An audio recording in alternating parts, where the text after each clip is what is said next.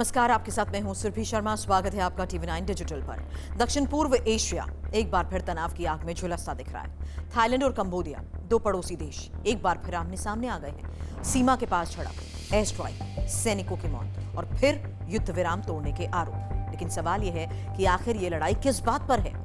क्यों एक 900 साल पुराना शिव मंदिर आज भी गोलियों और बमों की वजह बन रहा है? आज की इस रिपोर्ट में हम आपको बताएंगे ताजा झड़प की पूरी कहानी, प्रेहवियर मंदिर विवाद की जड़, अंतर्राष्ट्रीय अदालत के फैसले और वो सियासी भूचाल जिसने थाईलैंड के प्रधानमंत्री की कुर्सी तक छीन ली। सबसे पहले बात मौजूदा हालात की, क्योंकि मौजूदा हालात में थाईलैंड का दावा यह है कि सोमवार तड़का सुबह 3 बजे कंबोडियाई सेना ने थाई सीमा को निशाना बनाना शुरू किया। इसी फायरिंग में एक थाई सैनिक की मौत हो गई, 2 अन्य घायल हो गए। इसके जवाब में थाईलैंड ने कंबोडिया सीमा के पास एयर स्ट्राइक की। वहीं कंबोडिया का यह आरोप है कि थाईलैंड ने युद्ध विराम का उल्लंघन किया है।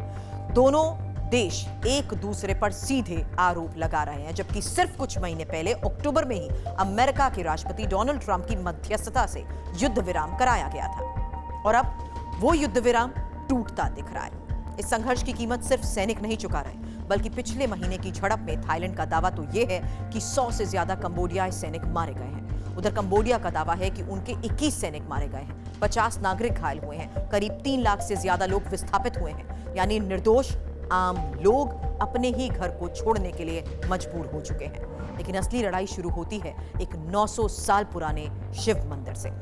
दांगरेंग पर्वतों की चोटी पर स्थित प्रेहवियर मंदिर 11वीं शताब्दी में बना ये भव्य हिंदू मंदिर आज सिर्फ आस्था का नहीं बल्कि सीमा विवाद का केंद्र बन चुका है। ये मंदिर यूनेस्को विश्व धरोहर स्थल है, लेकिन इसके आसपास की 4.6 वर्ग किलोमीटर जमीन आज भी विवादित है।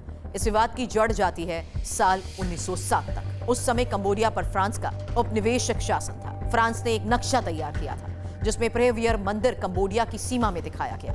थाईलैंड ने उस वक्त इस पर कोई आपत्ति नहीं की, लेकिन दशकों बाद यही नक्शा विवाद की वजह बन गया। थाईलैंड का तर्क है 1904 की संधि के मुताबिक सीमा दांगरेंग पर्वतों की वाटरशेड लाइन से तय होनी चाहिए और अगर ऐसा किया जाए तो मंदिर थाईलैंड के हिस्से में आता है। यहीं से टकराव शुरू होता है। 1962 में मामला अंतर्राष्ट्रीय न्यायालय पहुंचा। अदालत ने फैसला दिया प्रेहवियर मंदिर कंबोडिया का है। थाईलैंड को अपने सैनिक हटाने होंगे, मंदिर से लिए गए आर्टिफैक्ट भी लौटाने होंगे। यह फैसला थाईलैंड में राष्ट्रवादी गुस्से की वजह बना।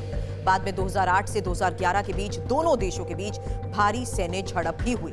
2013 में ही आईसीजे ने फिर से दोहराया मंदिर और उसके आसपास का इलाका कंबोडिया का है, लेकिन थाईलैंड ने कहा अब आगे के सीमा विवाद सिर्फ द्विपक्षीय बातचीत से ही सुलझेंगे। ये विवाद सिर्फ सीमा तक सीमित नहीं रहा। पिछले महीने थाई प्रधानमंत्री पेंटोरगान शिनावात्रा और कंबोडिया के पूर्व पीएम हुन सेन के बीच हुई एक 17 मिनट की कॉल लीक हो गई। इसी कॉल में पेंटोरगान ने हुन सेन को अंकल कहा और थाई सेना के कुछ कमांडर्स को आक्रामक बताया। बस फिर क्या था, थाईलैंड में प्रदर्शन शुरू हो गए। सेना और राजतंत्र समर्थक गुट भड़क गए। बुझे थाई पार्टी ने गठबंधन को तोड़ दिया।